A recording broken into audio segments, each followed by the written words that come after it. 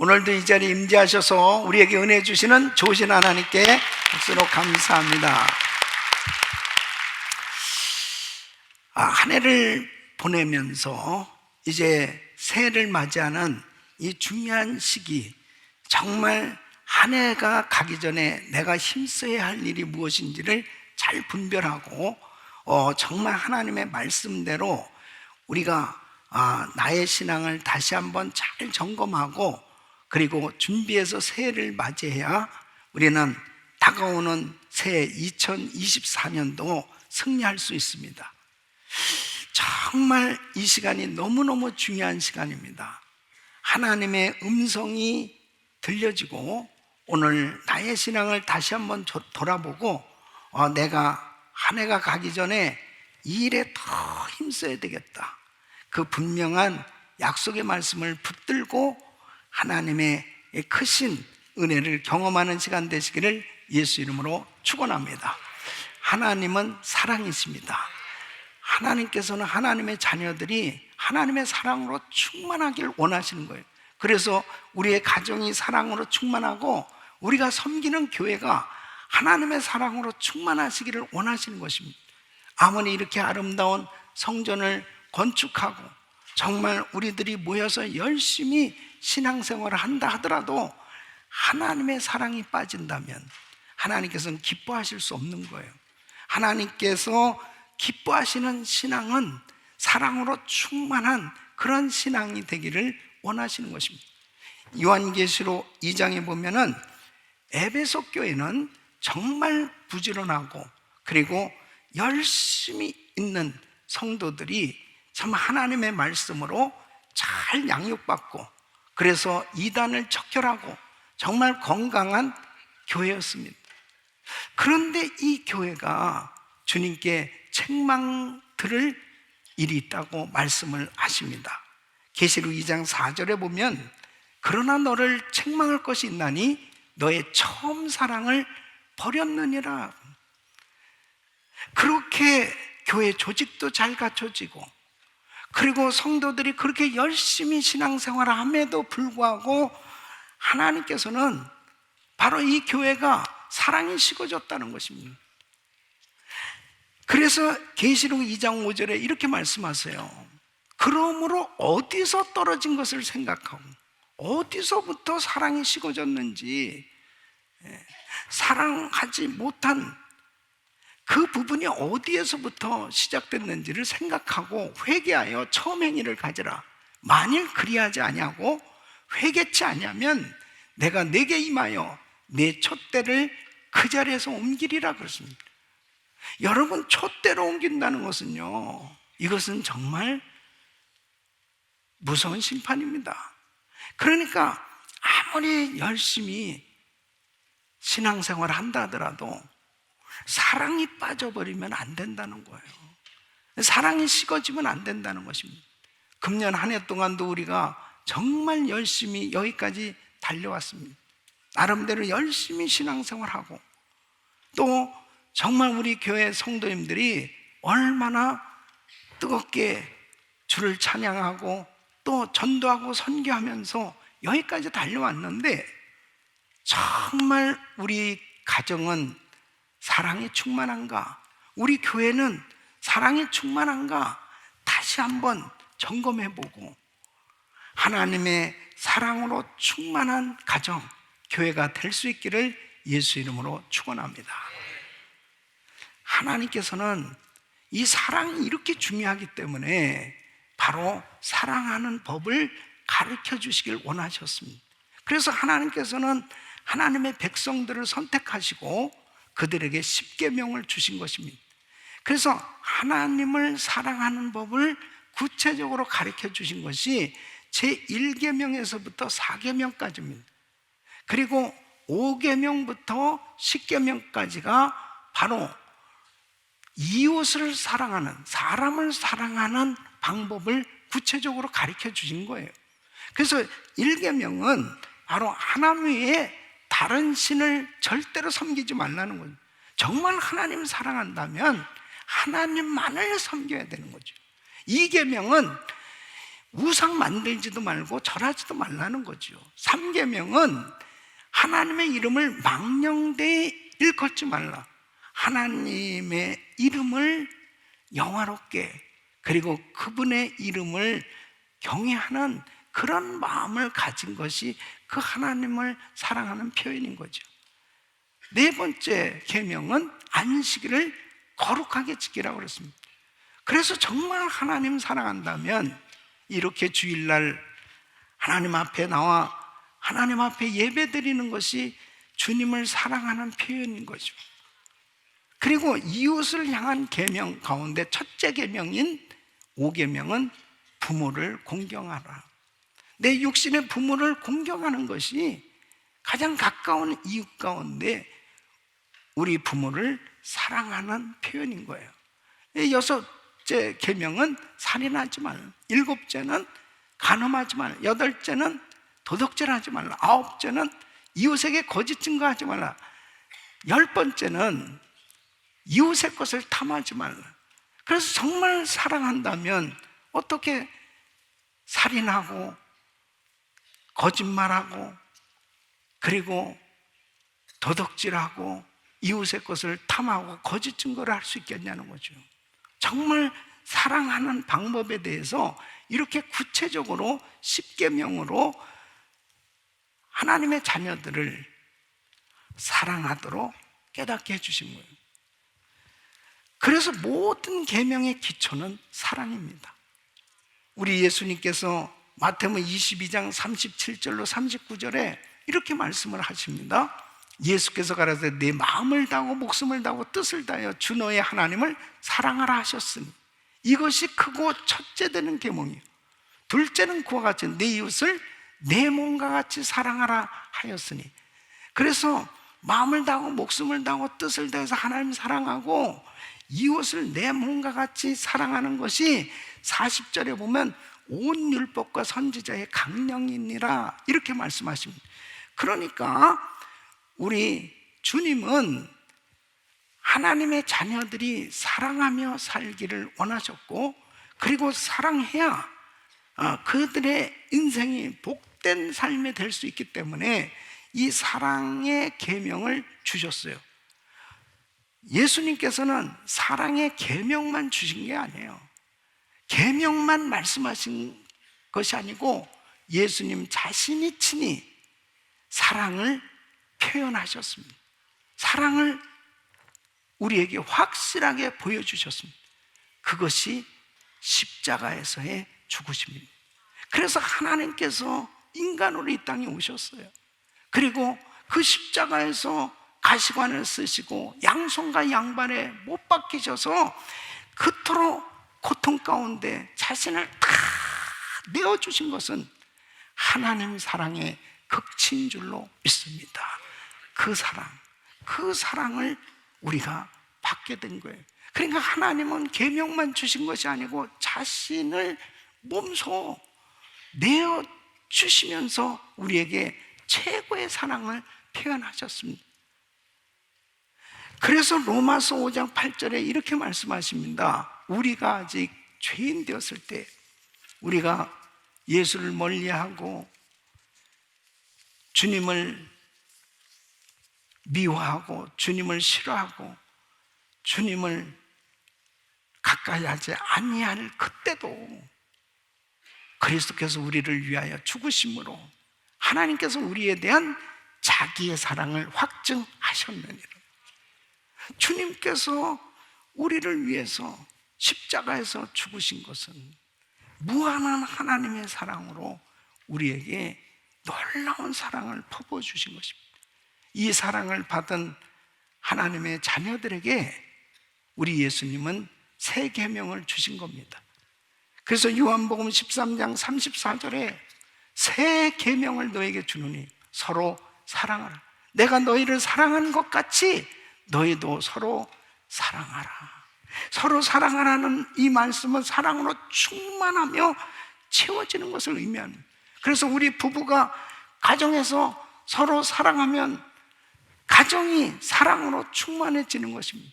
교회도 성도들이 함께 사랑하면 교회 안에 사랑으로 충만해지는 것입니다. 우리 주님은 우리의 가정과 교회가 이렇게 사랑으로 충만해지기를 원하시는 것입니다. 주님이 새 계명을 우리에게 주셨는데 이 계명을 따라 정말 우리가 서로 사랑하며 살 때 하나님께서 그렇게 기뻐하시는 것입니다. 그래서 사랑으로 충만한 교회, 사랑으로 충만한 가정을 우리 주님께서 기뻐하시는데, 자, 한 해를 보내면서 우리 나름대로 열심히 신앙생활을 해온다고 했는데, 자, 우리의 가정은 어떻습니까? 정말 여러분의 가정은 사랑으로 충만합니까? 네. 사랑으로 충만하지는 못해도 그냥 사랑은 해야지. 네.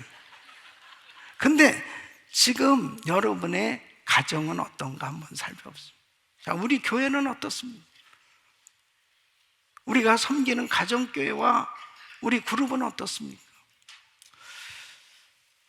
이 말세가 되어지면은, 마지막 때가 되어지면은, 마지막 때의 징조에 대해서 마태복음 24장에 예수님께서 여러 가지 징조를 말씀하셨습니다.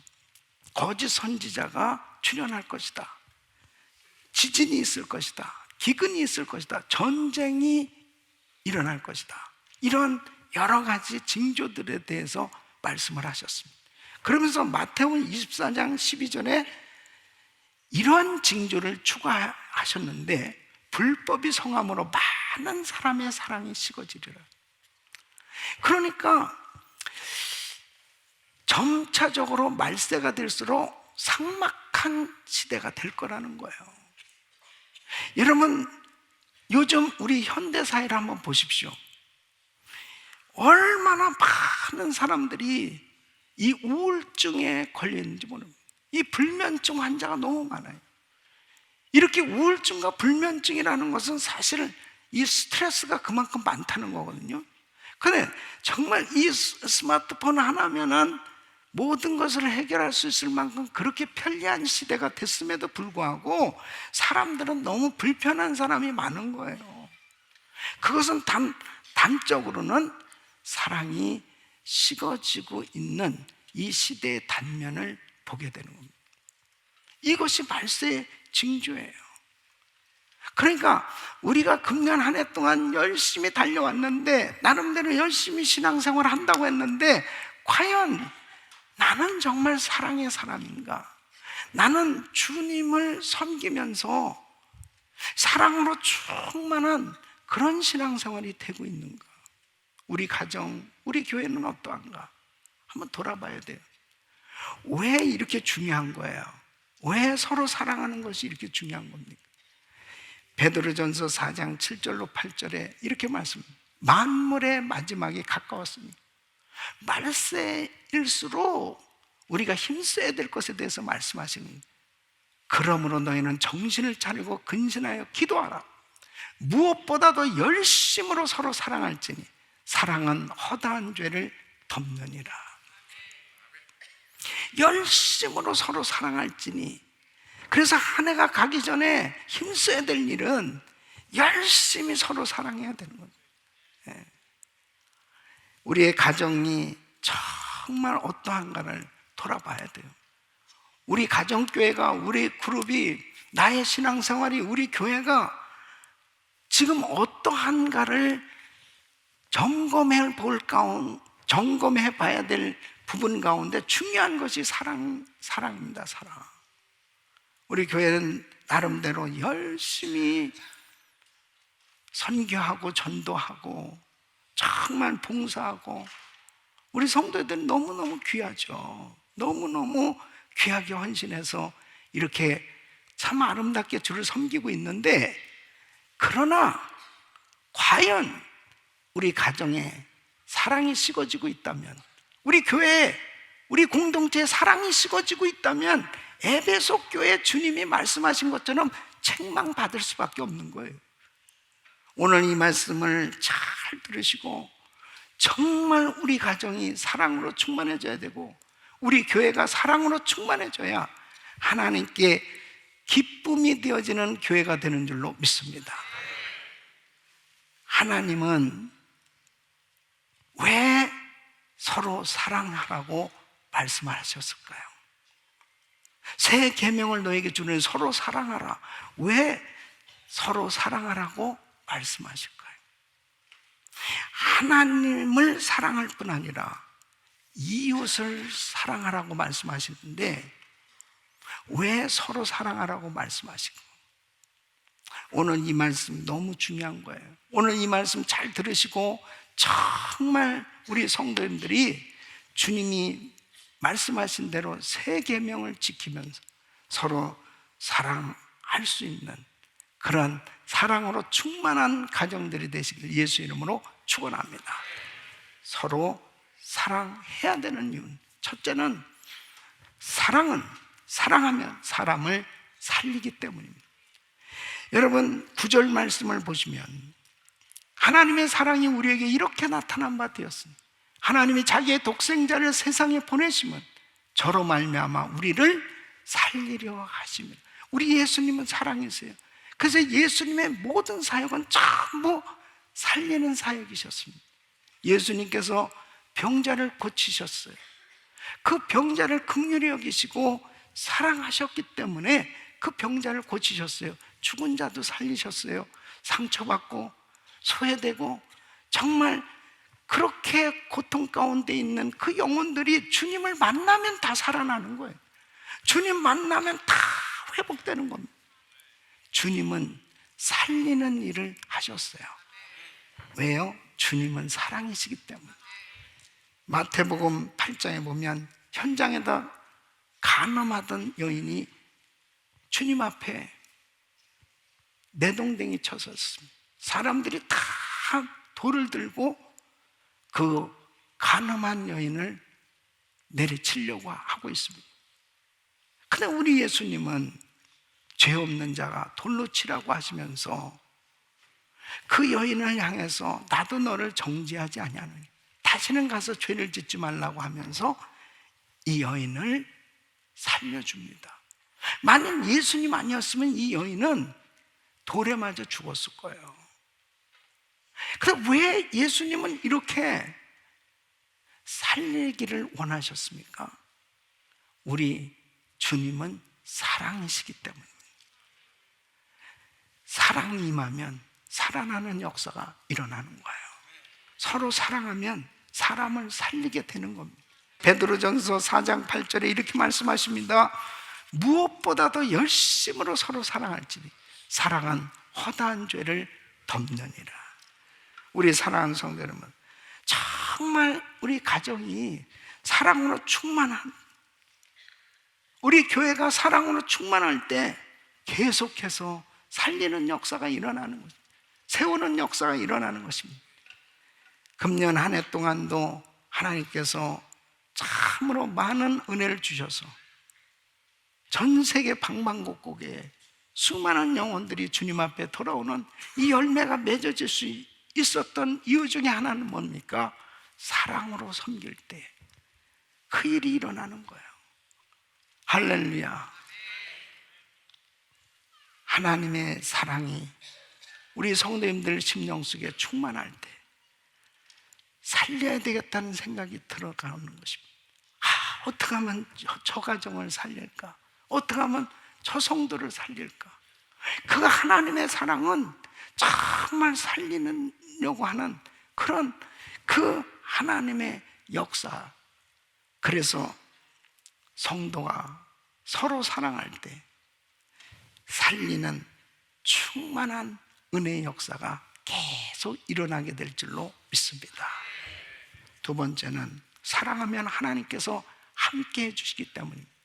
여러분 오늘 12절 말씀 보면 어느 때나 하나님을 본 사람이 없을 때, 만일 우리가 서로 사랑하면 하나님이 우리 안에 거하시고 그의 사랑이 우리 안에 온전히 이루느니라. 서로 사랑하면 하나님께서 사랑하는 것을 아름답게 보시기에 주님이 함께 해주시는 거예요. 그래서 사랑이 능력입니다. 여러분 사랑할 때 주님이 함께 역사해 주실 때 놀라운 일들이 일어나는 거죠. 사도 바울은 이 놀라운 비밀을 깨닫게 됩니다. 그래서 고린도전서 12장은 은사장입니다.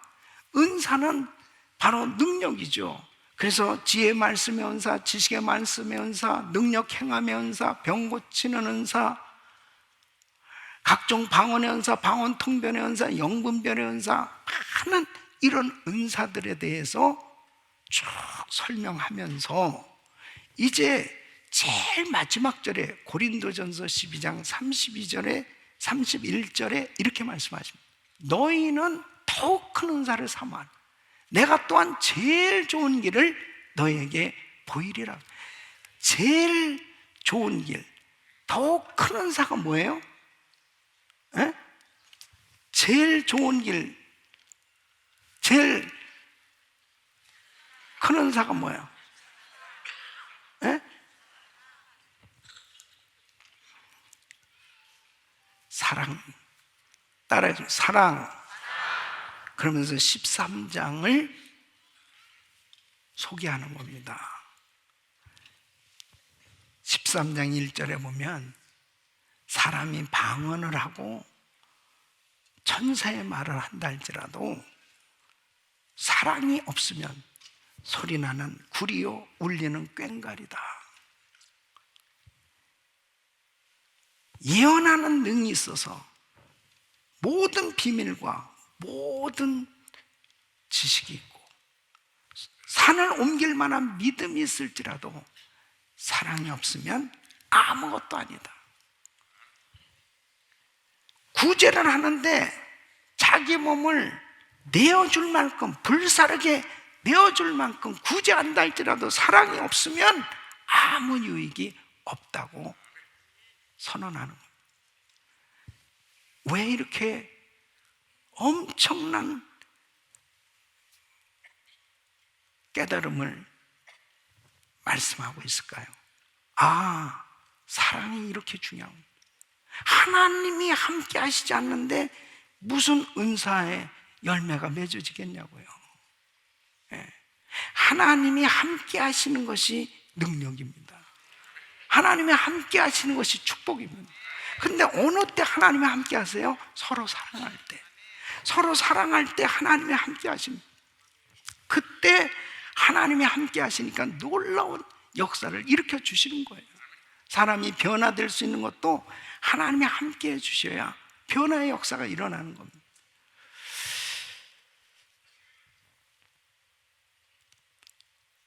저는 전 세계에 다니면서 이 드레스디아스들을 인도하고 사역을 하면서 제일 어려운 사역을 했을 때가 사실 탈북민들을 위한 드레스디아스, 이 은혜동산입니다. 참 남북한이 분단된 지 너무 오래되었고 같이 이렇게 한국말을 사용하면서 서로 통한다 할지라도 언어는 통할지 모르지만 참 많은 부분이 달라요. 그래서 우리 이 탈북민들은 정말 상처가 너무 많습니다. 그래서 처음에 이 은혜동산을 인도할 때 형제님 식사 좀 잘하세요? 많이 하세요? 밥 못 먹어서 여기 왔습니까? 내가 너무 놀라서 아니 잘 먹으라는 것도 내가 뭐 잘못했나?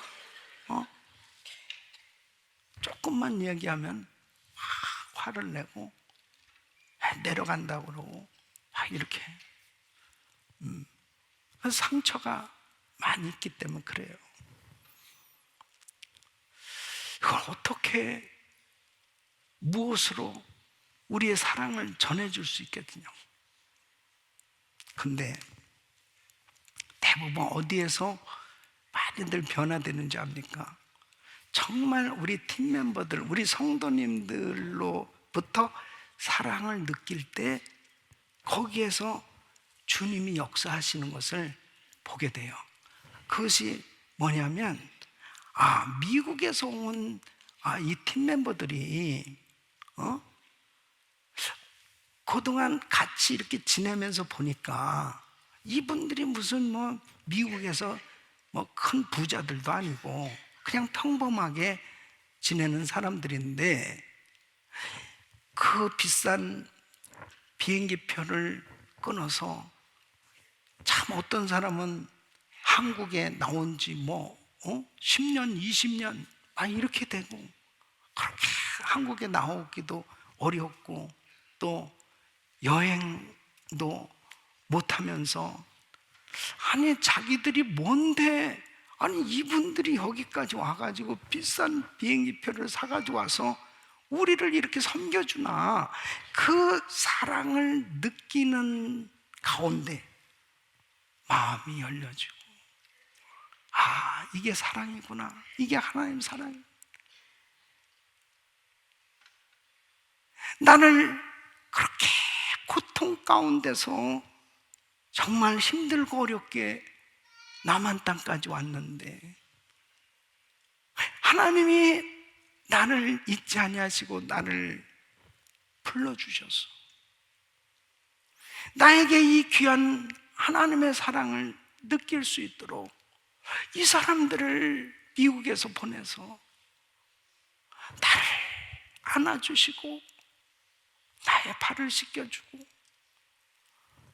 나에게 이 사랑을 베풀어 주시는 하나님, 그 사랑을 느끼는 그 순간에 마음이 열려지도록 우리 성도님들이 정말 아무런 사심이 없이 순수하게 정말 그 영혼을 사랑하는 마음 때문에 간 거거든요. 그렇게 그 영혼을 사랑하고 섬길 때 주님이 함께 하시니까 은혜가 임하는 줄로 믿습니다. 우리는 가족 만들기를 하고 있거든요. 우리 탈북민들과 우리는 가족이에요. 그래서 이제 통일이 되면 그들의 고향으로 가게 될 때 우리도 다 같이 가서 그곳에 교회를 세우게 될 줄로 믿습니다. 사랑밖에 없어요. 사랑할 때 하나님이 함께 해주시고 함께 해주실 때 역사가 일어나는 줄로 믿습니다. 그리고 사랑해야 주님이 함께 하시는데 사랑하지 아니하는 가정, 주님이 함께 하시지 않으면 행복할 수 있습니까? 자녀들 살려야 될 거 아니에요. 사랑해야 우리 자녀들 살릴 수 있고 세울 수 있어요. 우리 가정교회도 우리 그룹도 마찬가지예요. 사랑해야 주님이 함께하는 가정교회에 부응하고 주님의 영광이 드러나는 줄 믿습니다. 세 번째는 사랑하면 행복을 누릴 수 있기 때문이에요. 왜 서로 사랑해야 되냐?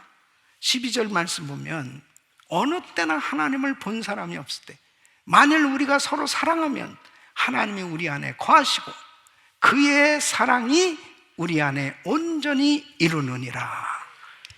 누릴 수가 있다고요. 사랑해야 누릴 수 있는 거예요. 괴테는 이런 말합니다.